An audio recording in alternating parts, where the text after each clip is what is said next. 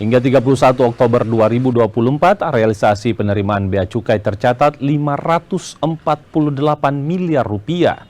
Ini diraih setelah sejumlah inovasi dalam pelayanan dilakukan untuk membantu pengusaha dan pelaku UMKM dalam ekspor barang ke sejumlah negara.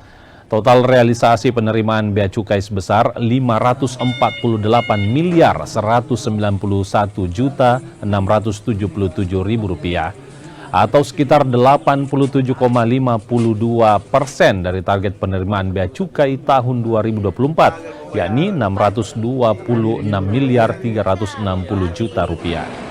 Realisasi 548 miliar ini didapatkan dari bea masuk sebesar 400 miliar 901 juta 982 ribu rupiah, bea keluar senilai 68 miliar 674 juta 799 ribu rupiah, dan cukai sebesar 78 miliar 614 juta 896 ribu rupiah.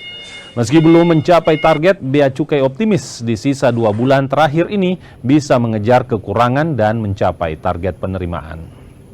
Artinya itu year on year tumbuh dibanding tahun lalu, dan ini mengindikasikan bahwa kami bekerja secara baik.